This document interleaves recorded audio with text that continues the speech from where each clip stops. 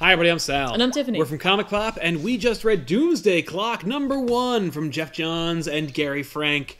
This is the first part of a 12-part monthly series, which will wrap up next November. Yeah, 1 year. In 1 year, we'll get the conclusion of this epic DC culmination, which sees the sequelization of Alan Moore and Dave Gibbons' Watchmen, and also the, I don't know, termination of DC Rebirth? Yeah. Well, I guess in a way they kind of have...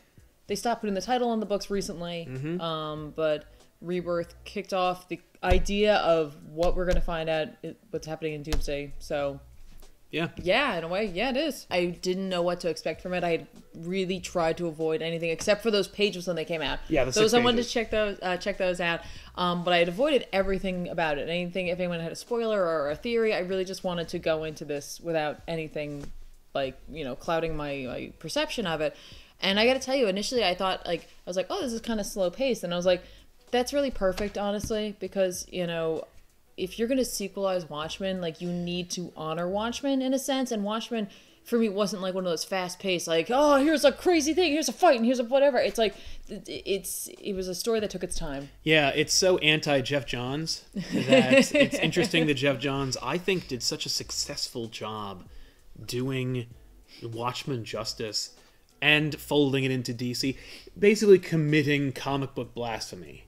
Yeah. The idea that DC would take Watchmen and not just sequelize it, but combine it with the DC universe in such a way, and things that are explored in here are not distinctly DC Comics. Yeah. Until we get to the end, and even then the end isn't as much of a bomb-dropping reveal as we kind of expected. And I don't know why we expected it, maybe because Geoff Johns wrote it. Right. And I mean, like, that's kind of modern comic sensibilities. Exactly. The last page reveal's gotta be some kind of huge gut punch. Gotta keep you going. It's just like, there's plenty that's going on to keep us going. It really, like I said, like, it's introspective and it's thoughtful. Yeah. I thought it was interesting that out of the gate, I mean, most people with Rorschach were like, is it going to be him? Like, I personally was in the camp of, I hope it's not him. I hope they didn't just bring him back, because it just cheapens the end of Watchmen in a sense for me. It seemed to me that was the prevailing opinion in the comic book world, was like, don't bring back Walter Kovacs. Let him be dead. Yes. Preserve whatever we did with Watchmen and don't undo it. Yeah.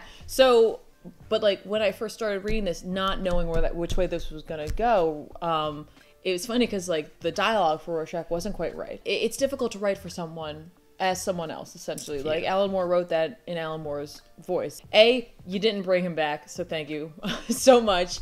And then B, just using that idea of, like, being like, this is similar but different. Yeah.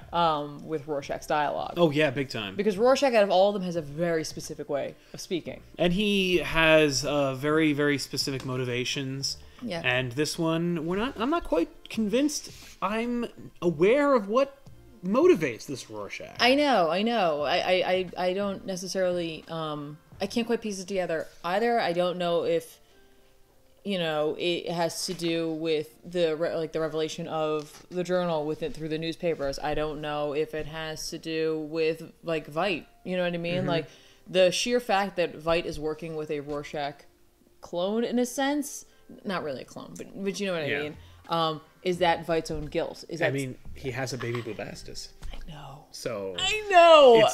Can we just, for a second, this is such a, like, serious book, and it really will have, like, ramifications and implications on the DC universe. But for me, I was just like, oh, it's a baby Bubastis. Different color, but still, I mean, it could be interpreted that Veidt is trying to undo his mistakes. Yeah, like, he's like, maybe at the end of the day, now that time has passed, it wasn't worth it for him. Like, he realizes that, like, he's just like, you know what, we should have just worked to find a different way to just stop. Yeah. Or, like, to find peace instead of faking it. Or, or tricking everyone. Yeah. And then he's like, look, he should not have killed Bubastis. Let's just... So, there's a couple of new characters that we're introduced to, but not too new. So let's get into those a little bit, because I know you had a couple of thoughts about them. Yeah, it was funny, because I recognize that the Watchmen characters are takes on... The Charlton characters. Yeah, exactly. They're... Captain Atom, Blue Beetle, The Question. Exactly. So in this we have Marionette and Mime, which for me is so funny because not really thinking about the Charleston characters, I was like, this is weirdly like Joker and Harley Quinn. Yes, that was the first thought I had because well, you brought it up and I'm like, because I couldn't really place them. Yeah. Then you brought it up and I'm like, yeah, I think they are trying to do like a Joker Harley thing. Then it turns out that actually they're allegories for Captain Atom villains, right, from the old Charlton books, and that could be a little bit of like a layer within a layer within a layer thing. Where it's like, yes, in the context of Watchmen, if they had continued Watchmen, which of course they wouldn't have, but if they had, they might have drawn from other characters. Maybe Captain Atom / Dr. Manhattan would have had some old villains come back. Maybe we would have seen more than just Moloch and so forth. Right. But as a result, we see these two characters, and in the context of today, maybe it's like these characters informed those characters, which informed the Joker and Harley characters. Right. Maybe that's where we're going with it. Who knows? Is it in these universes, there are always characters like that. There'll always be like a Mime and a Marionette. There'll always be a Joker and a Harley Quinn. Right, exactly. Like, is there just variations on them? This book's very reserved. Yeah. And knowing that there are 12 parts to this, I appreciated it taking its time, in a sense. Because it's not like there are 5 parts, and it's like, you just wasted a whole issue just setting stuff up that now you only have 3 issues, and one of the issues has to resolve it. Right. It's like, no, we have the time to explore this universe, but they make a big deal about these 2 characters, and I'm like, and why? Why? Who are they? What role will they play? Yeah. Why does Ozymandias even care about them? Right? By the way, or one of them, anyway. Really love the fact that they, like, in a sense of irony, I don't know if we call it irony or not, Ozymandias has a brain tumor. Yeah. And I do wonder, though, if we will see him degrade, because people who have that, depending on where it is, it can certainly affect their ability to cognitize things, to remember things. Yeah. I'm wondering if we will see a Ozymandias who is afflicted by things like dementia or something There's no dementia-like, and like, that's cool. There's no question that the choice to give him a brain tumor, given the world's smartest man, it's like, yeah. No, like, that's spectacular. We can see it affecting him already throughout the book. Right? He's struck with an overwhelming desire to laugh. Yeah. He's feeling like sharp pains. Right. We're seeing a lot of things. And that could be also why he, has this mini or baby new Bubastis, whatever. Maybe it's not that he is a sentimental character. It's that he's being altered by his, like... Well, it's not just that, but, like, maybe he knows that, like, the end is coming. And, like, in that happening, often people turn to nostalgia. Yeah. Ironically, the name of his... Oh, yeah, his perfume... His cologne. You know what I mean? Like, he may be looking to that to bring back happier times for himself. Right, You know, now that the end is coming, to try to rectify certain things. Yeah. Let's talk a little bit about the art, because it's phenomenal. It is phenomenal. I mean, like, I think that if they were going to do a book like this, to skew more to the side of Watchmen is the way to go, and not try to take Watchmen and DCify it. Well, that's the funny thing. Like, if you compare it to anything, you compare it to before Watchmen. The first time DC tried to cash in on the commerciability of Watchmen, which of course is like a joke. It was so poorly received, and it was with such odd choices.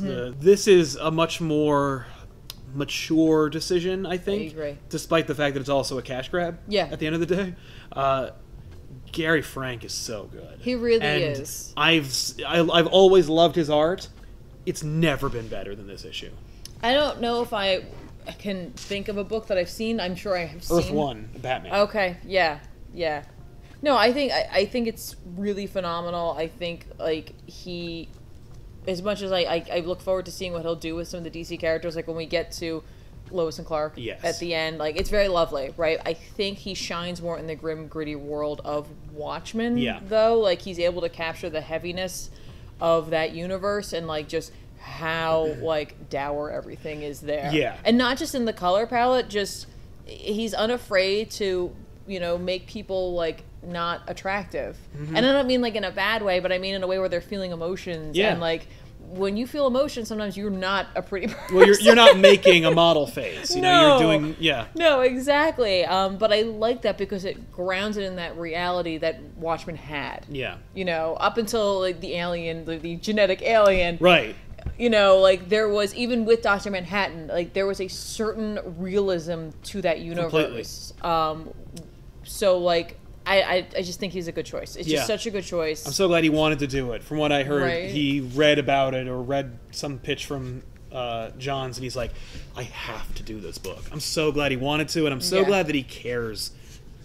It made me go back the way you would with a book of Watchmen and look through the panels to see if there's extra stuff. Oh, I agree. Which is funny because it almost tricks you into thinking like, hey, Geoff Johns is like Alan Moore. And it's like, oh, but like Alan Moore, like every panel has like 12 pages worth of descriptors. Of like, and what so I'm needs to thinking be about there. what is the hidden meaning? What are the hidden Easter eggs? What are these little moments in each panel? I'm trying to interpret Rorschach's ink blots every panel to see like what he's reflecting, how he's feeling in the scenes. And this would not have been accomplished with a lesser artist. And it has only more potential because it's Gary Frank. No, I definitely agree with that. Like I said, like I'm looking forward to seeing his version of Superman. It's just a beautiful little moment. It's sad and it's horrible. So sad, but like it's handled with maturity. Mm-hmm. And this is smart because first of all, Johnson cemented where we are. Yes. What Superman this is, you know what I mean? Like, I mean, there's really no doubt, I think, but just in case we got this going on. Yeah. We are talking about origins here, clearly, with Dr. Manhattan being involved, the creation of life, potentially, dealing with the idea of creation on the heels of Dr. Manhattan, not knowing how much he's involved with that. Like, is it just he showed up, oh, cool, or did he, like, create the DC universe? Right, but then, like, to, like, echo that in a sense with this sort of, like, creation story for him. It's interesting because it's like, when you think of Superman, most of the time we think of the end of Krypton. Yes. As like the death of a world and the birth of Superman. Right, but in this instance, it's fun to focus on Earth. Yeah. And him among people, which is something Clark that being human. Right, but that is something that John or Dr. Manhattan struggled with, was being amongst humans. Right. And he himself having been human, and then you have this guy you've got who was never human and then becoming human. Yeah, so and there's like some parallels there. You know, and we see him at the dance and we see him being like ostracized and jealous of his friend and and it's just interesting because it's like, are these things that Dr. Manhattan's exploring, and that's why he's having the nightmares? Like, I don't know. Is that why the Kents are dead instead of not? Lots of gorgeous stuff. By the way, final page dedicated to Len Wein, just a stark black page, really classy, very mature. I really appreciate it. Just everything about this book rings to me classic. Yes. I'm hesitant to say it, although I did say it on Twitter the other day, that this might be something special. It could be. I think this was a really great first step. Yeah. And like, we can't tell you how this is going to go from here. Like, I don't know. Entirely up to the creative team behind it, which way, like, what direction we're going to go, like, after this point.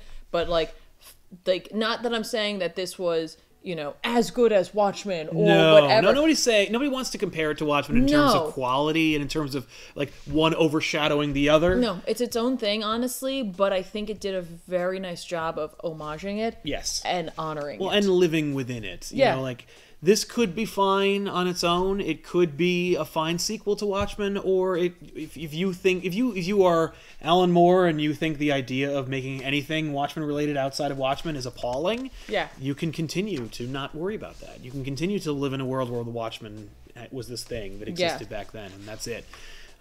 It provides something new for people while also, you know, paying homage to what happened before. I agree. I love, by the way, if you have your copy, I'm sure you saw in the back that they have like a little like folder of like newspaper clippings of like, just to give you like a little sampling of what came out. Like, and they show you a little menu.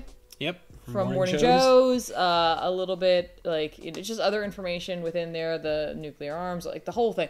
I like that. I think it's a really good idea. You know, for me, that felt very Watchmen in a way. I almost wish they were in the book, that they had interrupted the flow of the book. I agree. I think that would have been a little bit. I think that would have really. It wouldn't have reminded me of Watchmen. It felt like reading Watchmen. Yeah, I agree. And then of course there's the cover gallery. In the back. Teasing what's to come. Which is Lex Luthor with what looks like Ozymandias' hand. Yeah, which I'm just like, I cannot wait to see. Especially, it makes me sad because Lex has gone through such a metamorphosis over the past New 52 to Rebirth, and to have him roll back into being a villain as he's Well, sinisterly smiling. Well, he is sinisterly smiling. But to be fair, like, Ozymandias isn't a cut and dry villain necessarily. No, like he's legitimately doing things because he thinks it's the right thing to do. Right. Yeah, so maybe he's appealing to Lex's sensibilities. Yeah, like it's like he's again like he's not like a villain. You know what I mean? He is. I don't know how to describe that, but like, you know, so like I think that's really it's good timing to put those two characters together. No, I love seeing Ozymandias and Lex Luthor together. Right, and then of course we have Batman.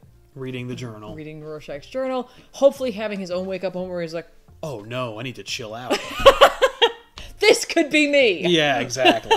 And the quotes associated with all the covers. Oh yeah. It's great. It's just a lot of good stuff. What looks like in the back here. And the Joker. And the Joker, which he has like a nostalgia brand compact. It looks like a Batman watch. There's a lot to unpack, and that's what's so compelling and wonderful about Gary Frank's art. All the covers are by him too. Yeah. There's Easter eggs in here, or not even Easter eggs, just tidbits. That suggest what's to come. It's storytelling without having to have a verbalize a story. Yeah. And like so, it's masterful. What an artist does. Also, I like the interior cover of the back. Yes. Which looks like part of Rorschach's ink blot potentially, or potentially something else. I am wondering if these will be. Oh God! If you can put them all together. Which I don't want to do. No. I don't want to do that. I don't know.